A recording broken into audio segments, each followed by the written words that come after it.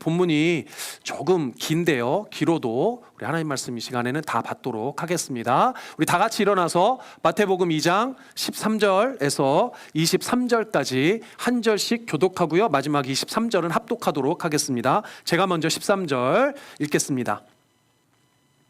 그들이 떠난 후에 주의 사자가 요셉에게 현몽하여 이르되 헤롯이 아기를 찾아 죽이려 하니 일어나 아기와 그의 어머니를 데리고 애굽으로 피하여 내가 내게 이르기까지 거기 있으라 하시니 요셉이 일어나서 밤에 아기와 그의 어머니를 데리고 애굽으로 떠나가 헤롯이 죽기까지 거기 있었으니 이는 주께서 선지자를 통하여 말씀하신 바 애굽으로부터 내 아들을 불렀다 함을 이루려 하심이라. 이에 헤롯이 박사들에게 속은 줄 알고 심히 노하여 사람을 보내어 베들레헴과 그 모든 지경 안에 있는 사내 아이를 박사들에게 자세히 알아본 그때를 기준하여 2살부터 그 아래로 다 죽이니 이에 선지자 예레미야를 통하여 말씀하신 바 라마에서 슬퍼하며 크게 통곡하는 소리가 들리니 라헬이 그 자식을 위하여 애곡하는 것이라. 그가 자식이 없으므로 위로받기를 거절하였다 함이 이루어졌느니라. 헤롯이 죽은 후에 주의 사자가 애굽에서 요셉에게 현몽하여 이르되 일어나 아기와 그의 어머니를 데리고 이스라엘 땅으로 가라. 아기의 목숨을 찾던 자들이 죽었느니라 하시니 요셉이 일어나 아기와 그의 어머니를 데리고 이스라엘 땅으로 들어가니라. 그러나 아켈라오가 그의 아버지 헤롯을 이어 유대의 임금됨을 듣고 거기로 가기를 무서워하더니 꿈에 지시하심을 받아 갈릴리 지방으로 떠나가 23절 함께 읽겠습니다. 나사렛이란 동네에 가서 사니 이는 선지자로 하신 말씀에 나사렛 사람이라 칭하리라 하심을 이루려 함이러라. 아멘. 앉아주시기 바랍니다. 제가 잠깐 기도하고 말씀 전하겠습니다. 아버지 감사합니다. 오늘도 주님의 귀한 백성을 불러주시고 주의 말씀 듣게 하시니 감사합니다. 하나님께서 이 시간 동안도 말씀으로 역사하여 주시고 이들의 삶 가운데 말씀이 이루어지게 하여 주시옵소서. 허물 많은 종을 세우셨사오니 종의 허물은 가리시고 아버지의 영광만 오직 나타낼 수 있도록 주님께서 역사하여 주시옵소서. 감사드립니다. 예수님의 이름으로 기도드립니다. 아멘. 아멘. 할렐루야. 우리 다시 한번 인사 나누겠습니다. 사랑합니다. 축복합니다. 사랑합니다. 네, 우리 김효영 집사님 한국 잘 다녀오신 것 같은데요. 다시 뵙게 돼서 너무 감사합니다. 네, 오늘은 말씀은 어떻게 이루어지는가라는 제목인데요. 블루뉴스에 원래 드렸던 제목, 또 지난주에 알려드렸던 제목, 본문도 바뀌고 막 제목도 바뀌고 뭐 몇 차례 바뀌었습니다. 그래서 제가 오늘 부랴부랴 어제 밤중에 바뀌어가지고 블루뉴스에 뭐 설교 제목도 이제 급하게 좀 바꿔놓긴 했는데요. 여하튼 한 설교만 한 3번 뒤집어진 것 같아요. 오늘 다룬 본문이 생각보다 이렇게 저희가 읽을 때는 그냥 훅훅 넘어가는데 생각보다 설교로 전하려니까 좀 쉽지 않은 부분들이 좀 있었습니다. 그래서 오늘 설교의 컨셉이 뭐냐면 이렇게 돼요. 다다익선입니다. 다다익선. 다다익선이라는 표현 아십니까? 예. 오늘 본문의 주제를 한꺼번에 한 주제에 담기가 좀 어려워서 큰 주제는 오늘 제목에처럼 말씀은 어떻게 이루어지는가라는 큰 주제인데 저기 뭐 굳이 조금 더 길게 풀었으면 말씀은 내 삶에서 어떻게 이루어지는가라는 큰 주제 안에 3가지 소주제로 나누어서 전달 드릴 겁니다. 여러분들 옴니버스라는 형식 아세요? 좀 고급스러운 표현으로 옴니버스라고 합니다. 그래서 이렇게 여러 가지 스토리가 한 테마 안에 들어가 있는 걸 옴니버스라고 하는데요. 뭐 그렇다고 여러분들 뭐 그 민물 낚시꾼들이 한국에 보면 대낚시할 때 보면 좌판에다가 낚싯대 여러 개 펼쳐놓고 한 마리만 어디든 걸려라 뭐 이렇게 낚시하잖아요. 뭐 그런 컨셉이 아니라 오늘은 한 주제 안에 3가지 소주제로 이렇게 나누어서 3가지 이렇게 진리를 전달할 텐데 여러분들 이 3가지 진리를 각각 들으시면서 3가지 은혜를 동시에 모두 얻는 그런 축복이 있으시기를 주님의 이름으로 축복합니다. 아멘. 네, 1타 삼피. 뭐 이런 표현 목사가 쓰면 안 되는데. 네, 1타 3피. 이렇게 생각하시고 다 들으시면 될 것 같습니다.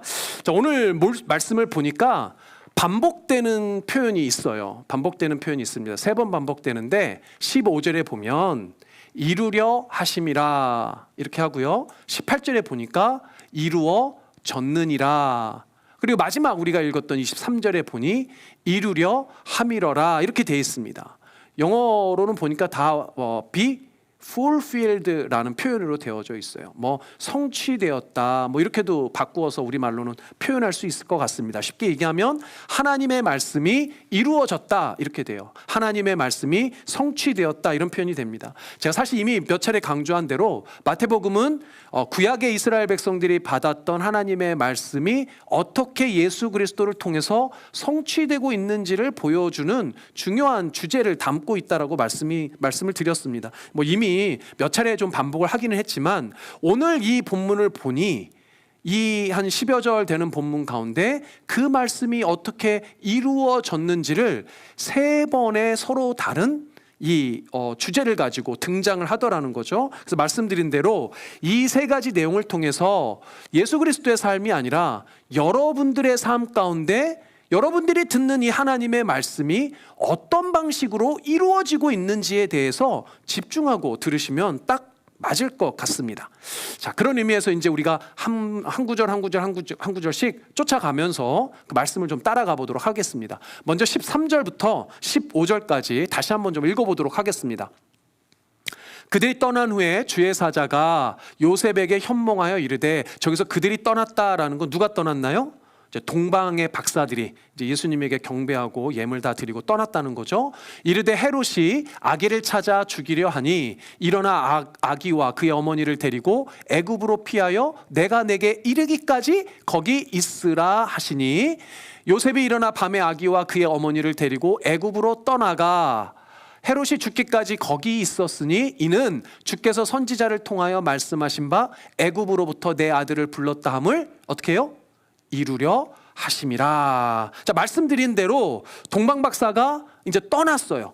자, 그런데 동방박사들이 예수님에게서 그냥 떠나지 않고 뭔가 동방박사에게 하나님께서 주시는 메시지가 전달이 됩니다. 그 메시지가 뭐냐면 바로 우리가 읽지 않았지만 바로 앞전인 12절, 우리가 지난주에 다뤘던 12절에 동방박사들에게 그 천사가 꿈에 나타나서 이런 메시지를 전달해요.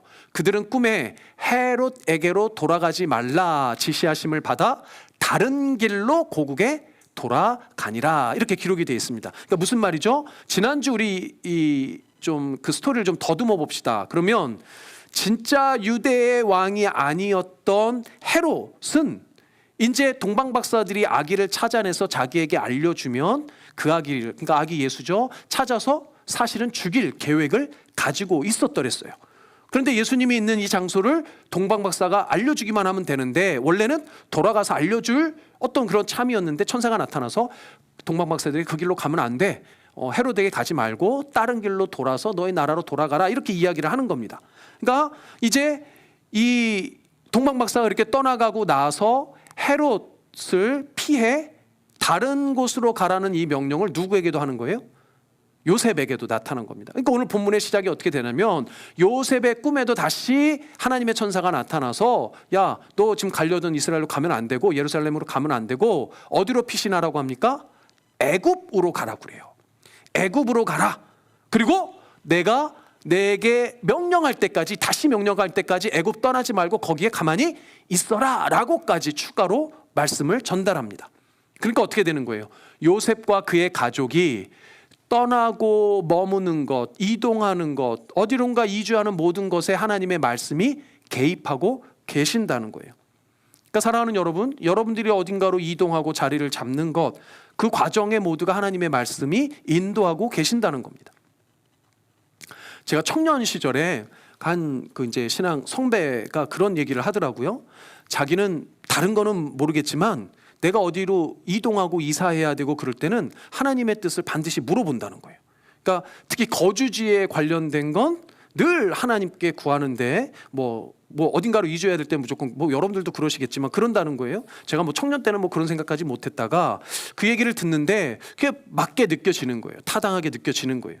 그래서 저도 그 이후로 특히 이제 결혼한 이후로는 더 집을 구할 때마다 하나님이 마음 주실 때까지 이렇게 기다리곤 합니다. 특별히 이제 제가 이 에피소드 중에 하나가 처음 목회를 위해서 신학 공부하려고 미국에 이제 있다가 한국으로 이제 들어갔을 때였어요. 이제 여기서 이제 포스닥 생활 급하게 막 정리를 하고 이제 한국에 뭐 부랴부랴 들어갔거든요.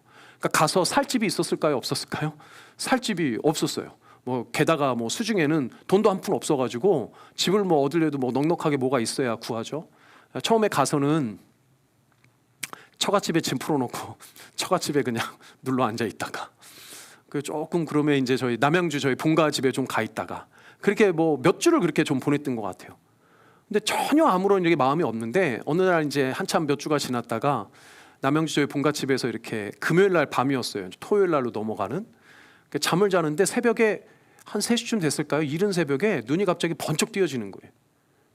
그리고 하나님께서 집을 구하라는 마음을 그렇게 딱 주시는 거예요. 기도를 했죠. 그러니까 난데없이 이제 집 구하라는 마음을 주시니까 기도를 막 했습니다. 아니 돈도 없고 뭐 어디 가서 어떻게 살아야 될지도 모르겠고 어떻게 집을 구해야 되나 기도를 하면서 마음에 이제 3가지를 하나님께 그럼 하나님 잘 모르겠는데 뭐 어쨌든 돈은 없으니까 월세를 구해야 되잖아요. 월세를 구해야 할 이제 집을 좀 찾으려고 하나님께 3가지 조건을 걸었어요. 뭐 아무것도 없는 놈이 하나님께 3가지 조건을 걸었습니다. 첫째, 제가 이제 미국에 그때 나오기 이전에 살던 데가 낙성대라는 곳이었어요. 저희 큰애가 거기에 초등학교를 입학하고 며칠 안 돼서 미국으로 왔거든요. 거기 이제 그 초등학교가 그나마 그 생활 터전이 거기였으니까 익숙한 그 동네로 가야겠다. 그리고 우리 큰애 갑자기 이제 미국에 있다가 한국에 왔으니까 그나마 익숙한 학교로 가야겠다. 그래서 첫째, 우리 큰애가 그 학교 갈 수 있는 섹터, 학교 정해져 있잖아요. 왜? 첫째 조건, 그 학교를 보낼 수 있는 지역.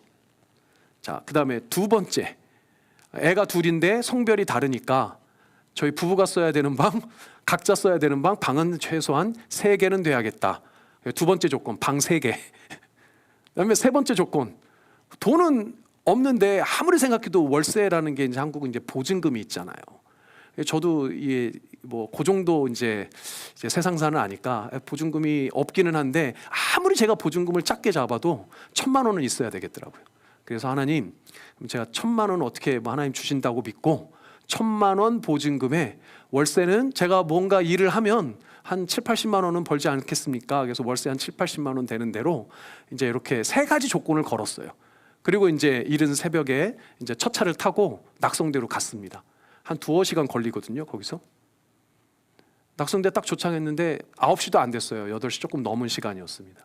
그리고 이제 부동산을 이렇게 찾아가는데 문 연 부동산이 없는 거예요. 그 시간에 10군데도 넘게 다녔던 것 같아요. 그 얼마 안 되는 그 지역에 부동산을 이렇게 찾아봤는데 문 연 데가 없는 거예요. 이상하다. 요즘에는 집 구하는 사람이 없나 이렇게 봤는데 한 부동산이 눈에 딱 띄었는데 이렇게 유리로 이렇게 다 된다는데 문은 잠겨 있어요.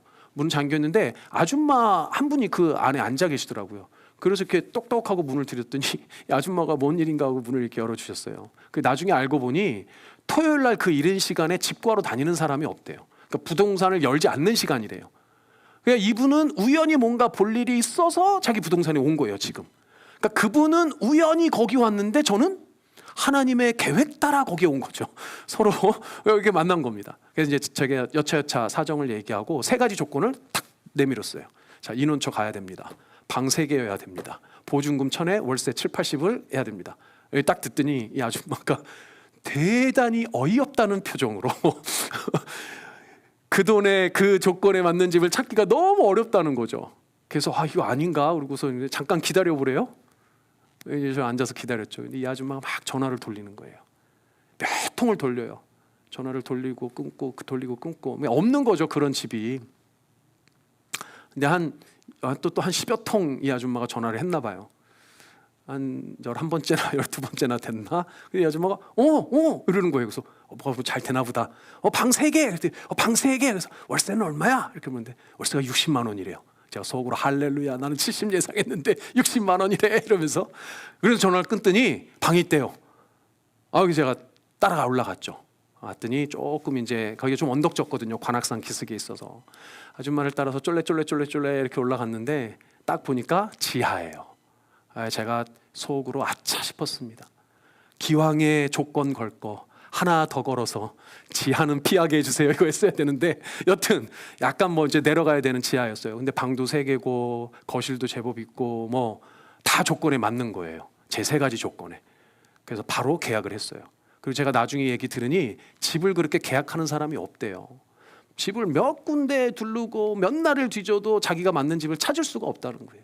그래서 제가 그 집을 그렇게 얻어서 월세 60에 들어가서 1년 있다가 심지어는 월세 10만 원 깎았어요 또. 저희가 그 집에서 4년을 잘 살다가 나중에 이제 신대원 마치고 사역지를 옮기면서 이사를 했더랬습니다. 오, 할렐루야죠. 근데 제가 그 새벽에 기도할 때 사실은 어디로 갈지도 모르고 기도할 때 저에게 주셨던 말씀이 딱 있어요. 그게 뭐냐면 히브리서 11장 8절에 장래의 유업으로 받을 땅에 나아갈새 갈 바를 알지 못하고 가는 누구예요? 아브라함. 제 영어 이름이 뭐라고요? 에이브라함. 히브리서 11장 8절에 그 갈 바를 알지 못하고 가는 그 아브라함의 심정이 딱 제 심정이더라고요. 근데 그 말씀을 붙잡고 쫓아서 갔을 때 하나님께서 그 집을 인도해 주셨더랬습니다. 그러고 보니 여러분들 성경의 인물들도 보면 어딘가 물리적인 장소를 그들이 이동할 때마다 철저히 하나님의 인도하심 따라 가더라고요. 말씀드린 아브라함 어땠습니까? 갈대아 우르 지역에 살다가 그들이 하란으로 이동하고 나중엔 가나안 헤브론 땅으로 하나님이 갈 바를 알지 못하고 가는 그 아브라함에게 명령하신 대로 가잖아요. 그렇죠? 아브라함뿐만이었습니까? 모세도 사실 광야로 쫓겨갈 때 그가 광야로 갈 줄 알았나요? 광야에서 살고 있을 때 다시 그 애굽 땅으로 올지 또 출애굽을 할지 가나안 땅으로 갈지 그거 어떻게 알았습니까? 불기둥 기름구둥으로 하나님께서 계속 인도하심 따라 가지 않았습니까? 여러분들 바울의 기록도 마찬가지예요. 사도행전을 읽어보면 사도 바울이 그가 복음을 전파하는 그 길걸음 그 발걸음마다 성령 하나님의 인도하심 따라 그가 이동하더라고요. 그러니까 사랑하는 여러분, 우리 삶에 오고 가는 모든 길걸음이 다 하나님의 손에 달려 있다는 거예요. 그래서 어찌 보면 우리의 일거수일투족을 하나님께서 말씀으로 인도하신다라고 믿을 수 있는 겁니다. 우리도 때로는 아브라함처럼 갈 바를 알지 못하고 나아갈지라도 선하신 하나님께서 여러분들의 삶의 길을 인도하고 계신 줄 믿습니다. 아멘. 그래서 첫 번째, 하나님께서 여러분들의 삶의 말씀으로 어떻게 인도하시는가? 하나님은 나의 뭐예요? 일거수일투족을 말씀으로 인도하고 이루어 내신다는 거예요. 영어 성경으로 보니까 딱 저렇게 이야기하더라고요. God makes my every move fulfill through His word. 그러니까 여러분들의 모든 움직임, 오고 가는 모든 움직임이 하나님의 말씀으로 인도받고 있는 줄 믿습니다. 아멘. 그래서 여러분들의 삶이 어디로 가든지 늘 하나님의 말씀을 쫓아 뜻을 따라 인도함 받는 그런 인생 되시기를 주님의 이름으로 축복합니다. 아멘. 자, 그럼 두 번째로 넘어가 보도록 할까요? 16절에서 18절까지 읽어보도록 하겠습니다. 이에 헤롯이 박사들에게 속은 줄 알고 심히 노하여 사람을 보내어 베들레헴과 그 모든 지경 안에 있는 산의 아이를 박사들에게 자세히 알아본 그 때를 기준으로 2살부터 그 아래로 다 죽이니, 이에 선지자 예레미야를 통하여 말씀하신 바, 여러분들 같이 18절 읽어볼까요? 시작. 라마에서 슬퍼하며 크게 통곡하는 소리가 들리니 라헬이 그 자식을 위하여 애곡하는 것이라. 그가 자식이 없으므로 위로받기를 거절하였다 함이 이루어졌느니라. 아멘. 자, 이제 동방박사가 그냥 가버렸다는 소식을 헤롯의 귀에도 들렸어요. 그러니까 헤롯이 이제 열이 받았습니다. 헤롯이 열이 받아가지고 이거 어떻게 해야 되나, 유대인의 왕으로 진짜 났다는 그 애가 있을 텐데 어떻게 해야 되나. 그래서 헤롯이 어떤 수를 씁니까? 베들레헴 땅에 그 동방박사들의 들은 기준으로 봤을 때 아마 2살 이하의 어느 매쯤의 아기인가는 그 아기일 거다 싶어서 2살보다 어린 아기를 다 죽이라고 명령을 합니다. 정말 잔혹한 일이 벌어졌죠. 뭐 얼마나 되는 아이들이 정확히 죽었는지는 모르겠지만 적어도 수십, 많으면 수백 명 되지 않았겠습니까? 수많은 아이들이 죽었습니다. 그런데 놀랍게도 이 사건마저도 하나님의 말씀 가운데 이루어지고 있다라고 성경은 기록하고 있어요. 그래서 여러분들 이 18절의 내용을 보면 저기 등장하는 라마라는 지역이 있는데, 저 라마는 예루살렘에서 북쪽으로 대략 한 8km, 9km 정도 떨어진 지역이라고 합니다. 그런데 저기에 유대인들 사이에서는 유대인들 어떻게 저 지역을 믿고 있냐면, 여러분들 라헬이라는 여인의 묘가 저기에 있다라고 믿는 사람들이 꽤 많았다고 그래요. 그래서 저 라마라는 지역에 라헬의 묘지를 상징적으로 비유해서 예레미야라는 선지자가 기록한 말씀이 지금 이루어졌다라고 지금 성경에서 기록하고 있는 겁니다. 무슨 얘기인가 하면, 여러분들 라헬은 어떤 여인이죠? 영어로는 우리가 레이첼 그러는데요. 라헬은 어떤 여인이었습니까? 우리 구약에 보면 야곱이 자기 삼촌 라반의 집에서 아내들을 얻잖아요. 한 명만 얻지 않죠. 여러 명을 얻는데, 특별히 그 라반의 두 딸이었던 언니인 레아와 동생인 라헬이라는 이 아내를 얻습니다. 근데 특별히 야곱이 누구를 사랑했나요? 라헬을 사랑하죠. 레아는 이제 조금 뒷전입니다. 근데 하나님께서 레아에게 먼저 태문을 여셔서 레아에게는 자손을 주는데, 자식을 이렇게 주는데, 라헬은 처음에 그러지 못했어요. 그래서 라헬은 대단히 자식이 귀했습니다. 그래서 저기에 보면 뭐라고 되어 있냐면, 라헬이 뭐예요? 그 자식을 위하여 애곡한다. 그러니까 이 라헬에게는 자식이 너무너무 귀한 거예요. 근데 저 본문의 배경이 뭐냐면, 예레미야가 무엇을 빗대고 있냐면, 바벨론에 의해서 멸망의 포로로 잡혀가는 이스라엘 자녀들의 모습을 보고 애통해하는 그 마음을 라헬의 심정에 비유적으로, 상징적으로 비유해서 지금 쓰고 있는 내용이에요. 그러니까 이스라엘이 멸망해 버린 거예요. 이스라엘이 남유다가 멸망해 버리고 그들의 자녀들이 다 바벨론의 포로로 잡혀가는 거예요. 그러니까 그 모습을 보니 얼마나 비통하고 얼마나 슬픕니까? 그 비통한 슬픔을 라헬이라는 이 여인의 자식을 잃은, 자식에 대한 애달픈 이 심정을 라헬을 통해서 표현하고 있는 장면이 저 장면이라는 거예요. 그래서 사실 이 부분을 보면 우리가 조금 이런 생각을 할 수가 있습니다. 아니, 하나님은 선하시다면서요. 아니, 목사님, 하나님은 사랑의 하나님이지 않습니까? 그러면 생명을 살리셔도 모자를 판에 생명을 죽이시는 이 모습을 보고 우리가 질문을 하지 않을 수가 없다는 거예요. 아니, 어린아기 한둘도 아니고 수십 수백을 이렇게 죽도록 어떻게 하나님이 내버려 둘 수 있냐는 거죠. 아니, 오히려 이것조차도 하나님의 말씀을 이루기 위해서라면 사실 조금 퀘스천 마크가 붙는단 말이에요. 여러분들은 믿음이 좋아서 뭐 이렇다고 생각할 수도 있지만, 사실 믿지 않는 사람들 가운데는 이 질문을 하는 사람이 무진 많습니다. 하나님은 생명의 하나님이 아니라 아니 죽음의 하나님 아닌가라고 질문하는 사람들이 있단 말이에요. 근데 우리가 이 부분에 대해서, 이 질문에 대해서 사실은 우리가 좀 정직하게 성경에서 그리고 있는 하나님을 바라볼 필요가 있어요. 그게 무슨 얘기냐면, 여러분들, 하나님은요 분명히 살리시는 생명의 하나님인 것도 맞아요. 그런데 하나님은 죽이실 수 있는 하나님인 것도 맞습니다.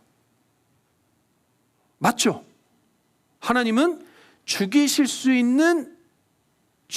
수도 있고 죽이실 수 있는 능력도 있어요. 근데 여러분들 오해하시면 안 되는 게 뭐냐면, 하나님은 죽이실 수도 있고 죽이실 만한 능력도 있지만 죽이시길 원하시지는 않는단 말이에요.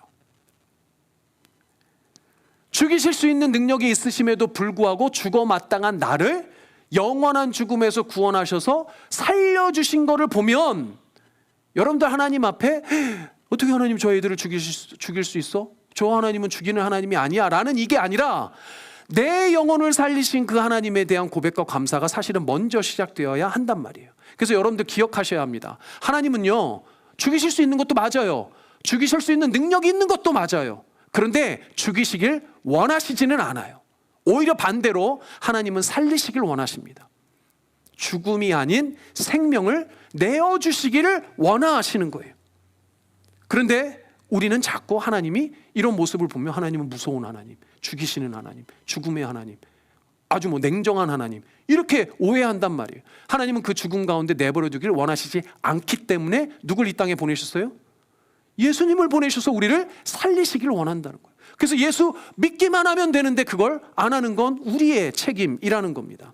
그래서 믿으시기를 바랍니다. 하나님은 죽이길 원하시는 게 아니라 살리시기를 원해요. 그럼에도 불구하고 오늘 이 본문에 우리가 보면 이해 안 되는 이 본문을 어떻게 이해할 거냔 말이죠. 그래서 사실 오늘 이 마태복음이 인용한 이 예레미야를 31장 15절의 말씀만 똑 떼어놓고 보면 하나님에 대해서 오해할 수 있지만 이 예레미야의 뒤에 문맥까지도 다 살펴봐야 하나님이 정말 뭘 원하시는지를 우리가 알 수가 있습니다. 그래서 예레미야 31장 15절에서 17절까지만 우리 세 절만 우리가 좀 보도록 하겠습니다. 우리 15절 우리 읽었었는데요. 여호와께서 이와 같이 말씀하시니라 라마에서 슬퍼하며 통곡하는 소리가 들리니 라헬이 그 자식 때문에 애곡하는 것이라 그가 자식이 없어져서 위로받기를 거절하는도다. 말씀드린 대로 이 부분이 마태복음에서 인용한 부분이에요. 여기서 끝나지 않아요. 자, 16절 여러분들 같이 읽어보겠습니다. 시작. 여호와께서 이와 같이 말씀하시니라 내 울음소리와 내 눈물을 멈추어라. 내 일에 삭슬 받을 것인즉 그들이 그의 대적의 땅으로 돌아오리라. 여호와의 말씀이니라. 17절까지도 같이 읽습니다. 시작. 너의 장래에 소망이 있을 것이라. 너의 자녀가 자기들의 지경으로 돌아오리라. 여호와의 말씀이니라. 할렐루야. 무슨 말이에요? 그 울음과 그 눈물은 멈출 거예요. 그 죽음의 소식은 멈출 거예요. 다시 잃었던 자녀들은 그 생명을 되찾을 것이고 포로로 잡혀갔던 그 포로들은 다시 귀환할 거란 말이에요. 하나님이 진짜 바라고 진짜 원하시는 것은 무엇인가? 그 생명이 하나님의 손에 달려있다라는 것을 붙들고 믿고 그 말씀대로 하나님 앞에 돌아오라는 겁니다. 사랑하는 여러분, 여러분들의 생명이 하나님의 손에 달려있다라는 것을 기억했으면 좋겠어요. 그 생명과 맞닿은 죽음까지도 하나님이 사실은 주관자라는 것을 기억하셨으면 좋겠습니다. 사실 제가 이렇게 말씀을 전하면서도 사실은 지난주에 저에게 참 마음 아픈 일이 있었어요. 잠깐 나눴으면 좋겠습니다. 저에게 종종 저희 교회 분들뿐만 아니라 저희 교회 다니시지 않는 다른 이 지역뿐만 아니라 다른 타 지역에 있는 분들도 종종 기도 요청을 하실 때가 있어요. 지난 봄에 제가 알고 지내던 어떤 분 총에서 기도 요청이 왔는데 한 그 가정에 대한 기도 요청입니다. 이제 미국에 이제 어렵게 와서 어렵게 이제 미국에서 이제 잘 가정을 이루시고 정착해서 자녀들 다 키우시고 두 아들이 있는데 두 아들도 다 장성해 갖고 이제 장가도 다 보내시고 집도 장만하시고 안정되게 이제 살 만큼 되셨어요. 근데 이제 조금 이 미국에서 자리 잡고 좀 즐겁게 말하자면 좀 살 수 있을 것 같다라고 생각한 바로 그 찰나에 정말 청천벽력과 같이 이 아내분께서 말기 암 판정을 받으신 거예요. 얼마나 놀라셨겠어요? 그래서 이제 그 아는 분을 통해서 기도 요청이 왔습니다. 그래서 제가 한 2시간 남짓 운전을 해서 기도를 해드리러 올라갔었어요. 기도를 한번 해드리고 내려오는데 마음이 이렇게 참 되게 간절해지는 거예요. 정말 이분 꼭 좀 오래 사셨으면 좋겠다라는 마음을 주셔서 또 한 번 또 올라갔더랬어요. 또 한 번 더 올라가서 같이 예배도 드리고 기도도 해드리고 그리고 내려왔었습니다. 그게 지난 봄에 있었던 일인데 이제 한동안 이렇게 소식을 이제 제가 이제 못 듣고 있다가 지난주 수요일 날 이제 연락을 받았는데 이제 그분이 소천을 하셨다는 거예요. 근데 마음이 너무 이제 안 좋았습니다. 조금 더 오래 사실 줄 알았는데 그렇게 믿으며 기도했는데 왜 빨리 이렇게 데려가셨을까? 정말 마음이 너무 속이 상했어요. 그래서 그날 수요일 날 몹시 울고 몹시 앓고 그 몹시 앓은 게 지금까지 와가지고 지금도 몸이 조금 빌빌거리고 있는데 너무 속이 상하더라고요. 제가 기도한 대로 제가 그렇게 설교합니다. 물론 우리가 기도한 대로 항상 그렇게 응답하시는 건 아니죠. 그렇게 응답하시지 않을 때도 맞습니다. 그런데 그래도 그렇게 간절할 때가 있잖아요. 정말 이분 살려주셨으면 좋겠습니다. 정말 이분 병이 치유되었으면, 정말 이 기도는 좀 들어주셨으면 좋겠습니다. 근데 그게 안 되니까 너무 속이 상하더라고요. 그 가족들이며 그 옆에 있는 분들 얼마나 마음이 아프셨겠어요. 때로는 그렇게 기도할 때 기도대로 들어주시는 적도 있습니다. 물론 그런데 그렇지 않을 때도 있더라는 거죠. 그래서 정말 마음이 아픈 가운데 하나님께서 찾아오셔서 위로하시는 가운데 그런 마음을 저에게 주시더라는 거예요. 지금 너에게 맡겨진 그 생명들, 지금 너에게 맡겨진 그 한 명의 생명들, 그 생명들이 얼마나 소중한지를 깨닫게 해주시더라고요.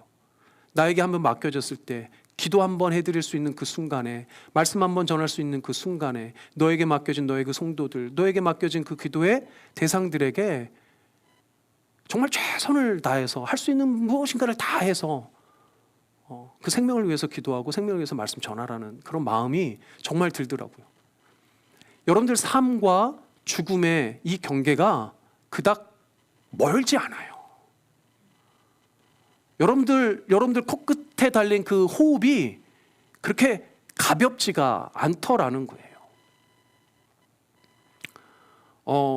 제가 기도할 때 그 마음이 들어서 너무 마음이 아팠거든요. 제가 기도할 때 이만큼 살게 해주세요라고 기도를 했었거든요. 근데 그게 엄청 후회가 됐습니다.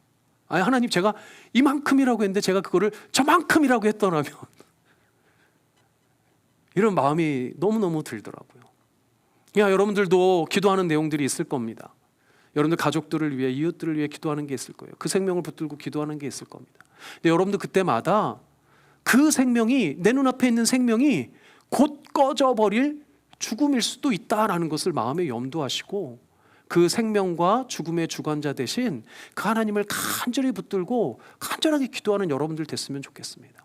그리고 여러분들 마음에 꼭 새기셨으면 좋겠어요. 그 죽음을 뚫어내고 생명을 주신 분이 하나님이시라는 거예요.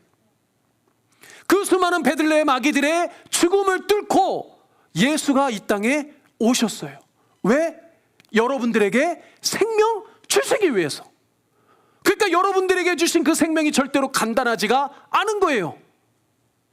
믿으시기를 바랍니다. 여러분들 가운데, 여러분들의 인생 가운데 말씀이 이루어진다는 건 뭐예요? 그 수많은 죽음을 뚫어낸 생명의 역사가 여러분들 가운데 이루어지고 있다는 거예요. 그래서 여러분들 두 번째 진리는 뭡니까?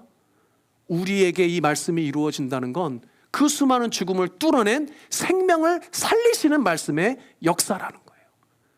그러니까 사랑하는 여러분, 여러분들에게 주어주신 그 기도의 대상들, 그 생명들 여러분들에게 맡겨주신 줄 믿고 여러분들 죽음을 뚫어내는 하나님이 여러분들 가운데 초월적인 은혜로 정말 생명을 살리시는 역사가 있기를 소망하시는, 그리고 그렇게 살아내시는 여러분들 되시기를 주님의 이름으로 축복합니다. 아멘. 이제 마지막 세 번째, 19절에서 21절까지 또 읽어보겠습니다. 헤롯이 죽은 후에 주의 사자가 애굽에서 요셉에게 현몽하여 이르되 일어나 아기와 그의 어머니를 데리고 이스라엘 땅으로 가라. 아기의 목숨을 찾던 자들이 죽었느니라 하시니라. 자, 이제 이 사건이 좀 시간이 지났어요. 훅 지나더니 누가 죽었습니까? 헤롯이 죽었어요. 지난주에 말씀드린 대로 헤롯은 대략 기원전 BC 4년경에 죽었다라고 이렇게 역사는 기록을 하고 있는데, 이 헤롯이 죽었어요. 이제 죽고 나니까 하나님의 사자가 다시 이 애굽에 살고 있는 요셉 일가에게 요셉에게 현몽해서 나타난 겁니다. 그게 뭐라고 이야기를 합니까? 이제 어디로 가라고 그래요? 이스라엘 땅으로 가라라고 이야기를 하는 겁니다. 그런데 이스라엘 땅으로 이제 막 가려고 보니까 그 이후에 조금 독특한 장면이 등장을 합니다. 그게 21절의 내용이에요. 22절의 내용입니다. 22절 같이 읽어보겠습니다. 시작. 그러나 아켈라오가 그의 아버지 헤롯을 이어 유대의 임금됨을 듣고 거기로 가기를 무서워하더니 꿈에 지시하심을 받아 갈릴리 지방으로 떠나가. 자, 이제 이스라엘 땅으로 들어갔는데 이제 원래 살던 지역이 아마 예루살렘이었으니까 예루살렘으로 가려고 했을 거 아니에요. 근데 예루살렘으로 딱 가려고 하다 보니까 요셉의 귀에 뭐가 들렸냐면 헤롯이 다스리던 그 예루살렘 땅을 누가 다스리고 있다는 거예요? 지금 아켈레오라는 인물이 다스리고 있다는 거예요. 근데 아켈레오가 누구냐면 헤롯의 아들입니다. 그런데 역사는 뭐라고 기록하고 있냐면 헤롯의 아들인 아켈라오도 헤롯과 같이 몹시 잔인하고 폭군이었다라고 기록이 되어져 있어요. 그러니 요셉의 귀에 이렇게 들려온 겁니다. 그 베들레헴의 수많은 아기들을 죽였던 그 난폭한 헤롯의 그 아들이 거기를 지금 다스리고 있다고 생각을 하니 요셉의 마음에 무슨 마음이 드는 거예요? 덜컥 무서운 마음이 드는 거예요. 무서운 마음이 드는 거예요. 이 두려운 마음, 무서운 마음이 덜컥 들어서 이제 예루살렘으로 가려고 하다가 멈춰버립니다. 자, 이때 하나님께서 나타나셔서 요셉에게 뭐라고 말씀하셨을까요? 두려워 말라, 놀라지 말라, 강하고 담대하라. 야, 내가 가라고 했잖아, 가! 이렇게 하셨을까요? 근데 그렇게 하시지 않았어요. 하나님께서는 요셉의 이 두려운 마음을 이해하셨어요. 이 무서워하는 마음을 이해하시고 오히려 그 마음이 평안하도록 다른 길을 내어주신다는 겁니다. 우리는 여기서 뜻밖에도 하나님의 말씀에 놀라운 다른 측면을 볼 수가 있어요. 여러분들, 하나님은 어떤 상황을 조장하셔서 우리를 윽박지르거나 우리를 강요하시지 않습니다. 우리가 종종 그렇게 이해될 때도 있죠. 아니, 하나님은 왜 나를 이런 사지로 몰아넣으셔갖고 나를 이렇게 힘들고 어렵고 고통스럽고 나를 이렇게 두렵고 뭐 이렇게 만드냐, 이렇게 생각할 수 있습니다. 근데 그게 아니라는 거예요. 여러분들, 우리에게 공포를 조장하고 두려움을 조장하는 건 하나님의 방법이 아니라 사단의 방법입니다. 여러분들, 사단과 하나님은 우리를 대하는 목적이 달라요. 사단은 우리를 어떤 목적을 가지고 우리에게 오나요? 사단은 어떤 목적이냐면 분명합니다. 사단의 목적은 우리를 하나님에게서 멀어지게 하는 거예요. 그래서 우리를 하나님에게서 멀어지게만 할 수 있다면 수단과 방법을 가리지 않아요. 때로는 공포도 조장하고 두렵게도 만듭니다. 그런데 하나님이 우리에게 오시는 이유는 그게 아니에요. 하나님은 목적이 전혀 다른 데 있습니다. 하나님의 목적은 뭘까요? 따라해 봅시다. 하나님의 목적은 바로 우리다. 하나님의 목적은 바로 여러분들 자신이에요. 여러분들을 위해서 오셨어요, 하나님께서는. 그러니까 하나님은 우리를 하나님의 자녀 되게 하시고 우리를 하나님의 자녀로서 복을 누리게 하시기 위해서 우리를 부르신 거지, 우리를 막 협박하고 겁박해갖고 뭐 겁줘가지고 뭐 하나님이 원하시는 뭔가 일을 이루기, 이런 거 아니란 말이에요. 하나님이 때때로 우리에게 고난을 주시고 시험을 주시는 건 자녀가 자녀답게 성장하기 위해서 주시는 거지, 우리를 무슨 막 뭐 무섭게 몰아쳐가지고 뭔가 이런 게 아니란 말입니다. 이건 오해예요. 하나님은 요셉의 두려움을 이해하셨어요. 아켈레오가 가지고 있는 아버지 헤롯으로부터 이어받은 이 폭력성에 대해서 두려워하는 이 요셉의 마음을 이해하셨단 말이에요. 그런 두려움 느낄 수 있죠. 우리도 그런 두려움 느낄 수 있죠. 그런데 그 두려움을 극복해내서 스스로 성장하도록 하는 그런 부류의, 이게 아니란 말이에요. 우리 아빠들이 보통 그렇잖아요. 두려운 상황 가운데 억지로 몰아서 강하게, 사내 녀석은 강하게 커야지. 야, 이겨내. 뭐 이게 아니란 말이에요. 저도 종종 그런 실수를 한 적이 있는데 여러분들은 그런 실수하지 않기를 바랍니다. 여튼 하나님은 이 우리의 연약한 심정을 잘 아셔서 두려움마저도 고려해서 갈 길을 인도하신다는 거예요. 이것을 잘 표현하는 성경 말씀이 있습니다. 고린도전서에 보면 고린도전서 10장 13절입니다. 우리 같이 한번 읽어보겠습니다. 시작. 사람이 감당할 시험 밖에는 너희가 당한 것이 없나니 오직 하나님은 미쁘사 너희가 감당하지 못할 시험 당함을 허락하지 아니하시고 시험 당할 즈음에 피할 길을 내사 너희로 능히 감당하게 하시느니라. 아멘. 이 은혜가 여러분들에게 있기를 바랍니다. 아멘. 놀랍게도 하나님의 말씀을 이루어 가시는데 무엇까지도 사용하신 거예요? 요셉의 두려움까지도 사용하신 거예요.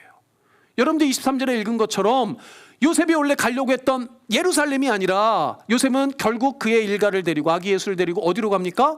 갈릴리 외딴 동네인 나사렛으로 가요. 그리고 그 이후로 여러분들 잘 알고 계신 대로 예수님은 어디의 예수로 불려요? 나사렛 예수라고 불리잖아요. 하나님의 말씀이 성취된 것이 나사렛 예수란 말이에요. 그런데 그 하나님의 말씀이 성취되는데 무엇까지도 사용하셨어요? 요셉의 두려움까지도 사용하셨어요. 우리의 연약한 모습도 사용하신단 말이에요. 하나님은 우리의 두려움을 통해서도 말씀을 이루신다는 거예요. 그러니까 사랑하는 여러분들 오해하면 안 돼요. 여러분들 삶 가운데 두려움이 생길 수 있습니다. 견디기 힘들 때도 있어요. 도저히 감당 안 될 것 같은 상황도 있어요. 그럼 어떻게 해야 돼요? 하나님 앞에 정직하게 들고 나아가는 겁니다. 정직하게 들고 나아가는 거예요. 하나님, 저는 이거 정말 너무너무 두려워요. 하나님, 이거 정말 힘든 일이에요. 정말 제가 이건 감당할 수 없는 것 같아요. 그러면 하나님께서 무조건 네가 내 자식인데 강하게 커야지, 이겨내, 안 되면 되게 하라, 뭐 해병대 정신 뭐 이런 거 갖고 할까요? 강해져, 뭐 이렇게 하실까요? 그런 거 아니란 말이에요. 그러면 잠잠히 위로하시고 평안을 주시는 하나님께서 여러분들 가운데 위로를 주시고 이겨낼 힘을 주시거나 피할 길을 내어주신다는 겁니다. 믿으시는 여러분들 되시길 주님의 이름으로 축복합니다. 아멘. 말씀을 정리하겠습니다. 여러분들 방송인, 한국의 방송인 가운데 김용만이라는 뭐 이렇게 개그맨으로도 알려져 있고, 뭐 요즘에는 이제 막 이렇게 이렇게 뭐 예능 프로그램 같은데 이렇게 뭐 진행하는 뭐 이런 분이 있어요. 김용만이라고 꽤 유명한 분인데, 알고 보니 이분이 그리스도인이더라고요. 근데 이제 교회를 다니는 분이긴 했는데 한동안 오랫동안 교회를 이렇게 안 다니고 예수님으로부터 좀 멀어졌던 시간이 있었다고 합니다. 그러다가 어떻게 우연히 그 다른 연예인 신앙 선배를 통해서 IT라는 지역에 이제 선교를 이제 가게 됐더래요. 선교인지도 모르고 이렇게 딸려갔더래요. 갔는데 생각지도 못하게 거기서 너무나도 힘들게 어렵게 살고 있는 IT의 어린 아이들을 이제 보게 되었답니다. 그 사람들을 보고 돌아와서도 많은 마음의 어떤 움직임이 있었나 봐요. 그러면서 하나님 앞에 이제 생각지도 못하게 이런 기도를 하게 됐답니다. 하나님, 제가 너무너무 힘들고 어려웠을 때가 있었습니다. 근데 그때 그렇게 하나님을 찾았는데 왜 제가 그렇게 필요할 때 하나님 저를 찾아주시지 않았어요? 라고 이렇게 기도를 했더래요. 그런데 그런 마음을 갑자기 주시더랍니다. 아니야 용만아, 난 늘 너와 함께 있었다. 난 너를 떠난 적 없이 늘 너와 함께 있었다. 이런 마음을 주시더래요.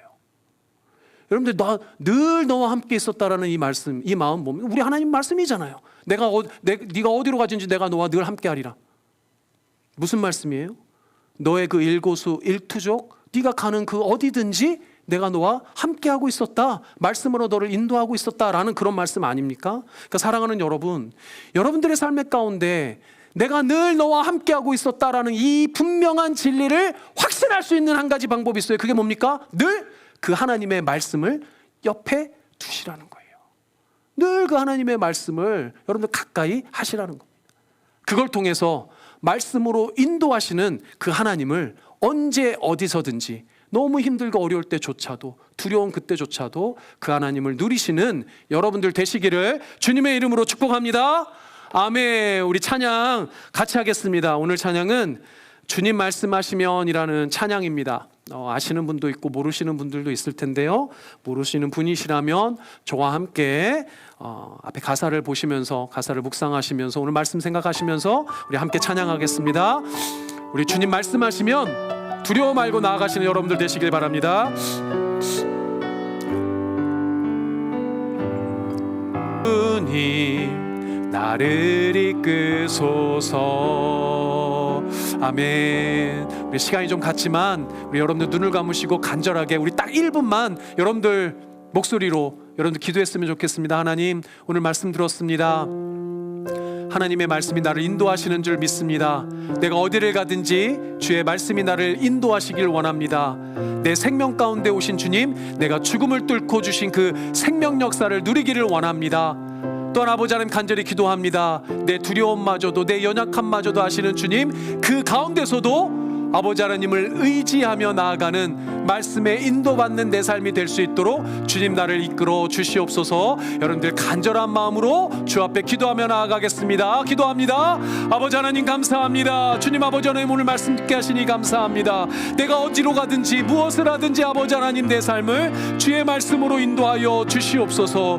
그 수많은 죽음 가운데서도 나를 살리신 아버지 하나님을 믿습니다. 아버지 하나님이여, 내 삶에 생명 되신 주의 말씀을 믿사오니 나의 생명 아버지 하나님 이곳으로 멈추지 않게 하여 주시고, 그 복음의 소망, 그 생명의 소망을 내 가족에게도 이웃에게도 전하는 내가 될 수 있도록 역사하여 주시옵소서. 아버지 하나님, 또한 간절히 기도합니다. 요셉의 두려움을 아시는 주님께서 아버지 하나님 피할 길을 내셔서 갈릴리 나사렛으로 인도하시고 예수 그리스도를 나사렛 예수라 칭하게 하신 말씀의 역사를 믿습니다. 때때로 내 삶에 내가 연약하고 부족하고 두려움 있고 아버지 하나님 앞에 아버지 하나님 호소할 때가 있습니다. 그럴 때마다 내 연약함까지도, 내 두려움까지도, 우리 교회의 부족하고 연약한 모습까지도 주님께서 붙들어 사용하여 주시옵소서. 주의 생명 역사 가운데 나를 세워 주시옵소서.